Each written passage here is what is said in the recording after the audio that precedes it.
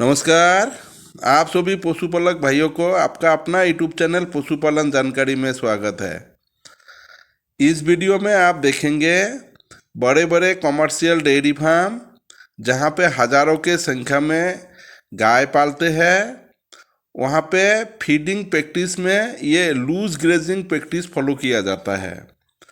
तो गाय को ये घास खाने के लिए ये जो घास की खेत है, ये खुले मैदान पे गाय को छोड़ दिया जाता है। तो कितना गाय को कितना घास खाएगा उसका एक कैलकुलेशन होता है। तो वो वाला कैलकुलेशन इस वीडियो में आपको हम दिखाएंगे। आप सभी को पता है बड़े बड़े कमर्शियल डेयरी फार्म जैसे ये वाला डेयरी फार्म है, इसमें करीब 30,000 के आसपास ये दूध देने वाला गाय है।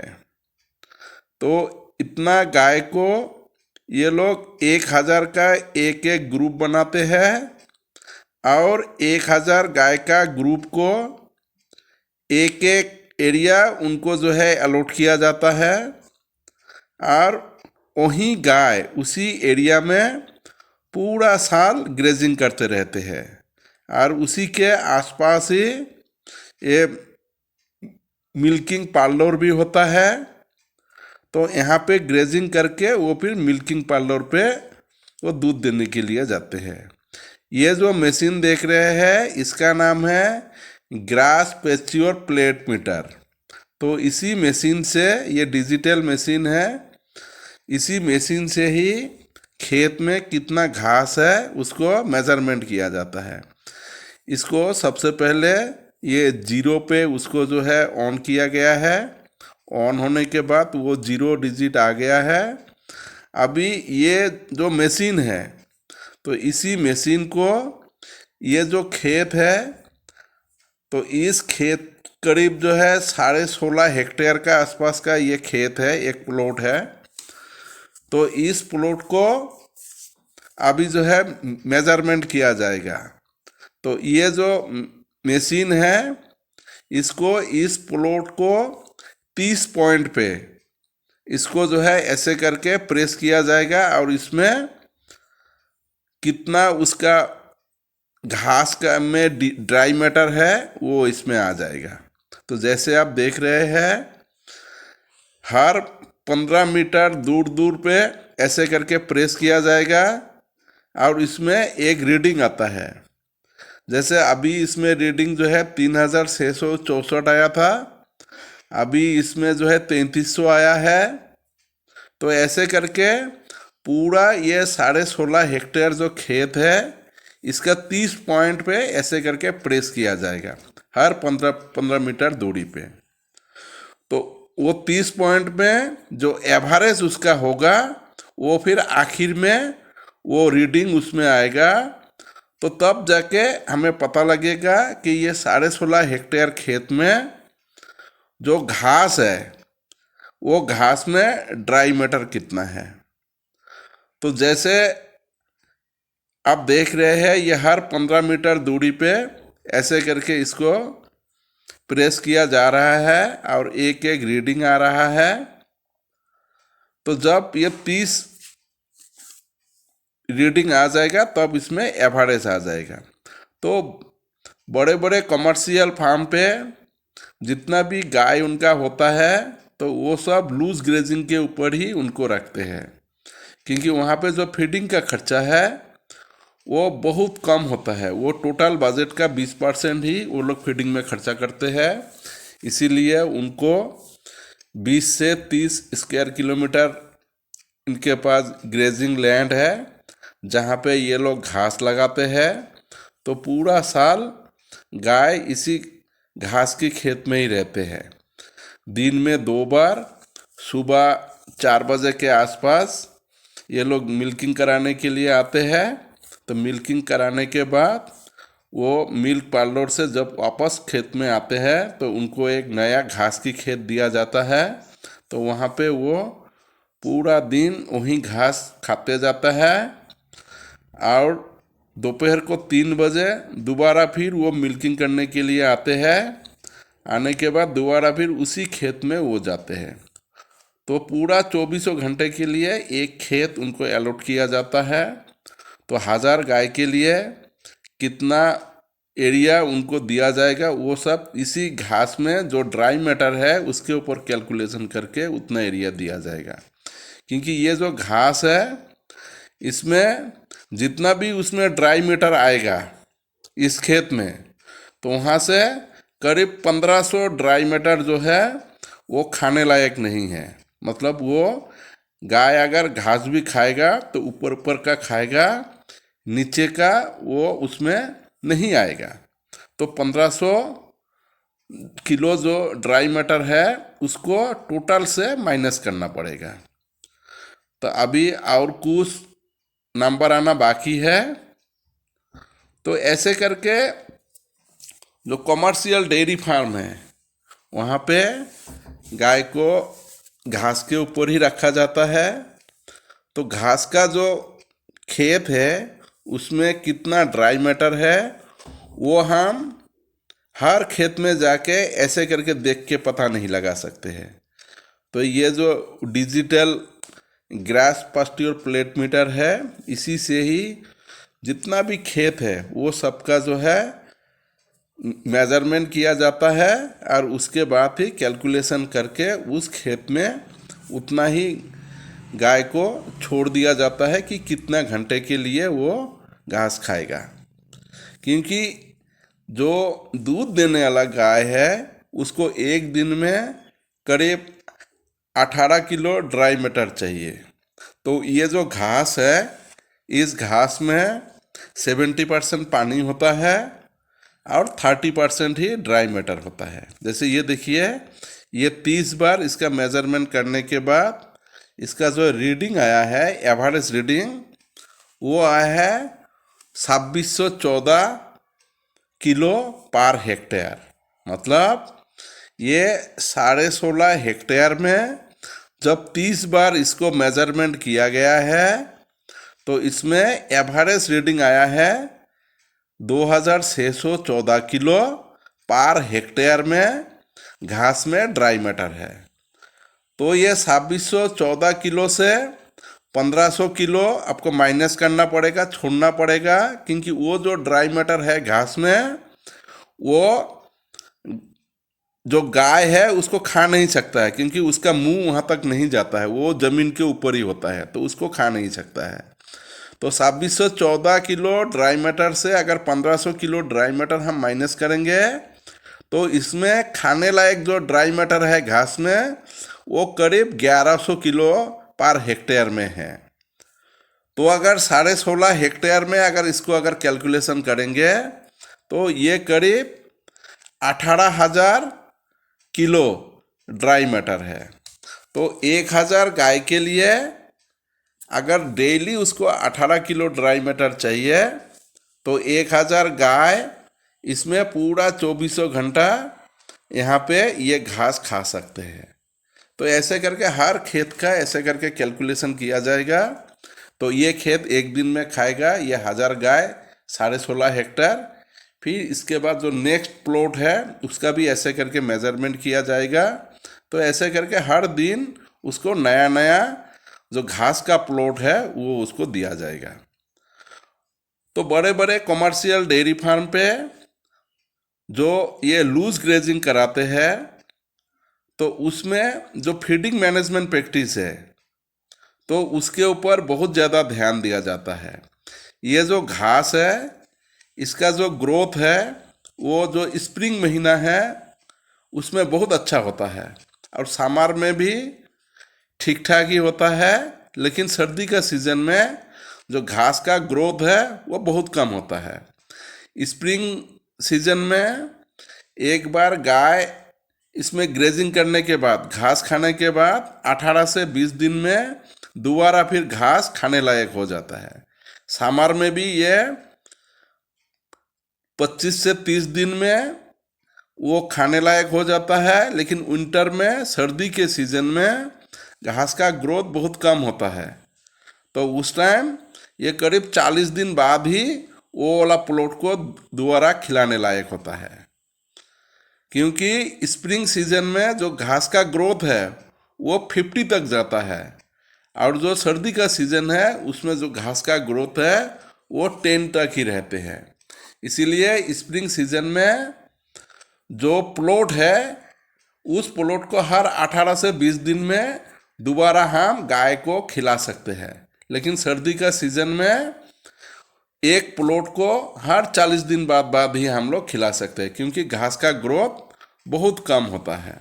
तो ये सब कैलकुलेशन किया जाता है बड़े बड़े कमर्शियल डेयरी फार्म पे, और उसी हिसाब से इन लोगों का जो ब्रीडिंग है उसी हिसाब से किया जाता है। क्योंकि जो कमर्शियल डेयरी फार्म है वहाँ पे ब्रीडिंग पे 60% खर्चा किया जाता है, फीडिंग पे 20% खर्चा किया जाता है, हाउसिंग और मैनेजमेंट में 20% खर्चा किया जाता है। ये बड़े बड़े डेयरी फार्म पे गाय को रखने के लिए शेड नहीं होता है, क्योंकि जब ये बच्चा पैदा होते हैं उसको 2 महीना तक उसको जो है एक शेड के अंदर रखा जाता है, जहाँ पे सब बच्चा जो काफ का ग्रुप है वहाँ पे रखा जाता है। उसको माँ से अलग किया जाता है। पहले 3 दिन उसको कोलेस्ट्रॉल फीडिंग किया जाता है। उसके बाद उसको जो है जो दूध है वही दूध उसको जो मिल्क फीडर है उसी में डाल के उसको 2 टाइम पिलाया जाता है। तो सुबह करीब 3 से 4 लीटर और शाम को करीब 3 से 4 लीटर दूध वो पी जाते हैं। उसको एडलिप दूध दिया जाता है। जब उसका उम्र 21 दिन हो जाता है उसका जो सींग है उसको बैठा दिया जाता है, जिसको हम डीहॉर्निंग बोलते हैं। डीहॉर्निंग का एक पेस्ट आता है, उसी डीहॉर्निंग पेस्ट को जो ये 21 दिन का बच्चा है उसका जो सींग का बार्ड है, हॉर्न बार्ड है, उसको शेविंग करके उसमें हम वो पेस्ट लगा देते हैं, और वहाँ पे ही उसका सींग डीबर्डिंग हो जाता है। बाद में वहाँ से सींग नहीं निकलते हैं। जब उसका उम्र 1 महीना हो जाते हैं तो उस काफ को फिर थोड़ा थोड़ा जो आपका काफ गुरुवार रेशन है वो हम देते हैं। उसमें करीब 20% के आसपास प्रोटीन होता है। तो वो हम एक फीड टब में रखते हैं, और उसके साथ ये जो सूखा घास है वो भी हम वहाँ पे रखते हैं, और हरा घास भी थोड़ा सा रखते हैं। तो ये बच्चा दूध भी पिएगा, थोड़ा थोड़ा करके वो जो काफ गुरुवार रेशन है वो भी खाएगा, और जो सूखा घास है वो भी हल्का हल्का खाएगा, और जो हरा घास है वो भी हल्का हल्का खाएगा। ऐसे करके वहाँ पे वो 2 महीना तक रहेगा। 2 महीना बाद उस काफ ग्रुप को वो वाला शेड वाला जो मकान है वहाँ से उसको निकाल के जो ये ग्रेजिंग लैंड है, जो ये घास के मैदान है, वहाँ पे उस बच्चे को लेके आएगा। यहाँ पे भी एक छोटा सा शेड होता है। तो यहाँ पे उसको जो आपका मिल्क फीडर है उसी में ही दूध दिया जाएगा, और दूध का मात्रा धीरे धीरे कम किया जाएगा। और वो ये जो खेत है, खेत में जो घास है वो धीरे धीरे खाएगा, और उसके बाद वहाँ पे सूखा घास भी है वो भी खाएगा, और गुरुवार स्टार्टर रेशन भी है, दाना है वो भी खाएगा। जब इसके उम्र 3 महीना हो जाएगा बच्चों का, उसके बाद उस बच्चों को वो वाला शेड वाला जो घास का मैदान है वहाँ से फिर परमानेंटली ये जो खुला मैदान है जहाँ पे कोई शेड नहीं है तो यहाँ पे छोड़ दिया जाएगा। तो बचपन से ही उन लोगों को उस हिसाब से आदत डाला जाते हैं। तो इस जो गाय है ये बचपन से ही इनको आदत है, वो खुले आसमान के नीचे ये लोग रहते हैं। चाहे सर्दी हो, चाहे गर्मी हो, चाहे बारिश हो, इनको कोई फर्क नहीं पड़ता है। ये 24 घंटा इसी खेत में रहते हैं। यहाँ पे ये घास खाते हैं। मिल्किंग के लिए मिल्क पार्लर में जाते हैं, वहाँ पे कॉन्सेंट्रेट दाना खाएगा। उसके बाद वो पूरा जो गाय है सब गाय इसी खेत में आएगा। तो ऐसे करके इन लोगों को आदत डाला जाता है। तो उस हिसाब से इनका जो ब्रीडिंग है, ब्रीडिंग भी घास के ऊपर निर्भर करते हैं। क्योंकि ये जितना भी कमर्शियल डेयरी फार्म है यहाँ पे पूरा साल उनको दूध अच्छा चाहिए, और वो ग्रेजिंग के ऊपर ही पूरा उनका जो है ब्रीडिंग प्लांट जो है पूरा फार्म का जो है प्रोडक्शन जो है निर्भर करते हैं। तो जो घास है स्प्रिंग सीजन में अच्छा होता है और उसी स्प्रिंग सीजन में ही ये गाय जो है पीक में आना चाहिए मिल्किंग में। तो उसी हिसाब से इनको ये अक्टूबर की लास्ट से उसको ब्रीडिंग चालू किया जाता है। तो अक्टूबर का लास्ट वीक से नवंबर, दिसंबर और जनवरी का लास्ट वीक तक जितना भी गाय है उसको ब्रीडिंग किया जाएगा। तो गाय को उसी हिसाब से उनका फीडिंग किया जाएगा, mineral mixer, selenium, copper, zinc सब कुछ दिया जाएगा। और पहले 6 हफ्ता उस गाय को हीट में लाकर उनको जो उनके पास जेनोमिक बुल का सेक्स सीमेन है उसी से ही एआई किया जाएगा। तो जितना भी गाय उस टाइम प्रेग्नेंट होगा उन सबको फिर जो है अलग ग्रुप में रखा जाएगा, और जो गाय प्रेग्नेंट नहीं होगा उस गाय को फिर दूसरा ग्रुप में रख के फिर 3 हफ्ते के लिए उस ग्रुप में जो बूल है उनके पास तो वो बूल छोड़ दिया जाएगा। तो वही बूल जो भी गाय हीट में आएगा तो उसको वो डिटेक्ट करेगा और उसको नेचुरल सर्विस कराएगा। तो 3 हफ्ता वो गाय से वो उस गाय को वो जो बूल है बूल से नेचुरल मेटिंग कराएगा। अगर इसमें भी जो गाय प्रेग्नेंट नहीं होगा या फिर रिपीट होगा उसको फिर एक लास्ट चांस दिया जाएगा। वो भी 15 दिन के लिए होगा, 2 हफ्ते के लिए होगा।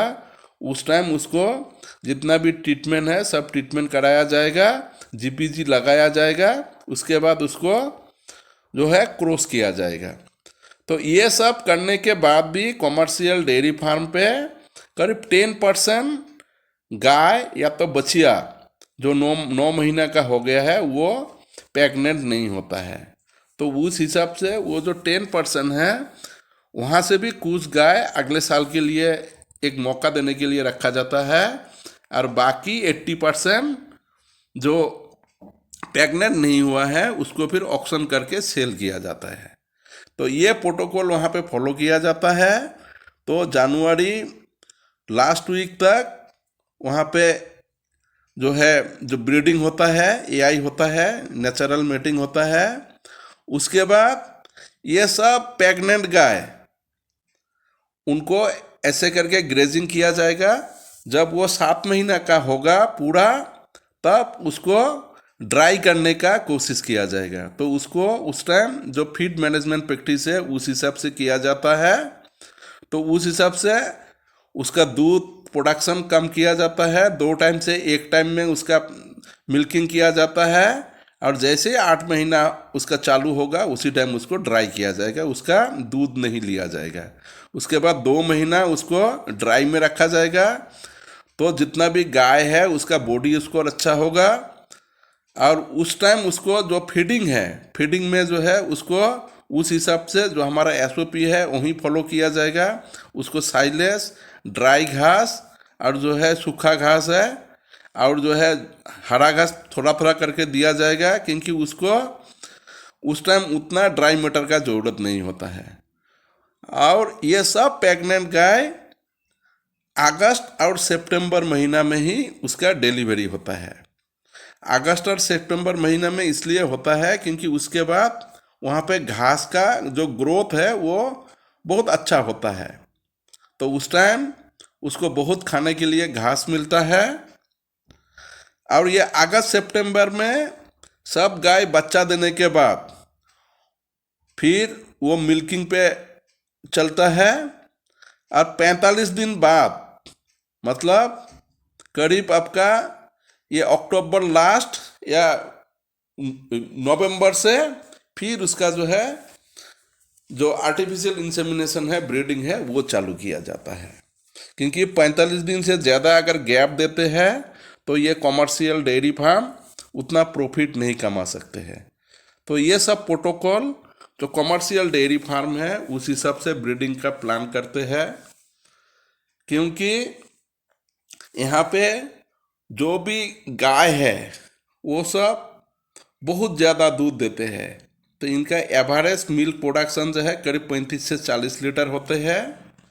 और इनका जो दूध का रेट है वो उतना ज़्यादा नहीं है कि ये लोग उसको जो है अच्छा अच्छा दाना खिला सकते हैं, क्योंकि अच्छा अच्छा दाना अगर खिलाएगा तो उनको उतना प्रॉफिट नहीं होगा। लेकिन ये सब गाय बचपन से ही इनको जो है ये घास के ऊपर रखा गया है और ये इतना ज़्यादा घास खाते हैं कि उसको घास से ही उसको जो 18 किलो ड्राई मैटर चाहिए मिल्किंग के टाइम पे, तो वो पर डे उसको मिल जाता है। तो बड़े बड़े कमर्शियल फार्म पे जो ब्रीडिंग है वो सब प्लानिंग से होता है, जो फीडिंग है वो भी पूरा प्लानिंग से किया जाता है, और ये जो फॉडर मैनेजमेंट है, जो घास का कैसे करके ग्रो किया जाएगा, वहाँ पे इरिगेशन जोन सा है वो स्प्रिंकलर इरिगेशन से किया जाता है, और जो खाद यूरिया का स्प्रे किया जाता है वहाँ पे एरोप्लेन से स्प्रे किया जाता है, क्योंकि इनके पास 25 से 30 स्क्वायर किलोमीटर का ग्रेजिंग लैंड होता है। तो उतने एरिया में मैन्युअली वो सब करना इम्पॉसिबल है। इसीलिए सब वहाँ पे जो हाईटेक है वही हाईटेक मेथड ही यूज़ किया जाता है।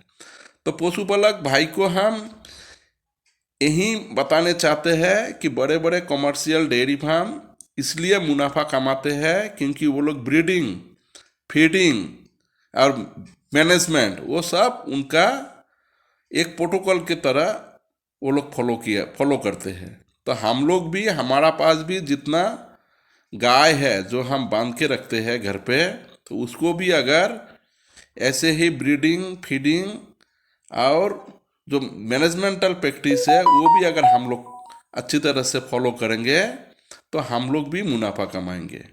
तो बड़े बड़े डेयरी फार्म अगर वो लोग 30-40 हज़ार गाय पाल के अगर वहाँ से मुनाफा कमा सकते हैं, तो हमारा पास 100-200 गाय है, बहुत कम गाय है, तो उनसे हम जरूर हम लोग मुनाफा कमा सकते हैं। क्योंकि यहाँ पे भी 1000 गाय के पीछे खाली 2 से 3 आदमी होते हैं, और हमारा पास 100-200 गाय के पीछे हम लोग पूरा फैमिली का 4-5 मेंबर लगते हैं। तो हमारा पास मैन पावर ज़्यादा होने के वजह से हम एक एक गाय के ऊपर ध्यान दे सकते हैं। लेकिन यहाँ पे सब साइंटिफिक मैनेजमेंट होता है, यहाँ पे गाय भी उतना बीमार नहीं होते हैं क्योंकि ये लोग खुले में रहते हैं। लेकिन हम लोग उसको बांध के रखते हैं 24 घंटा, वो हमारा घर के अंदर ही रहते हैं, तो बीमार भी ज़्यादा होते हैं। धन्यवाद।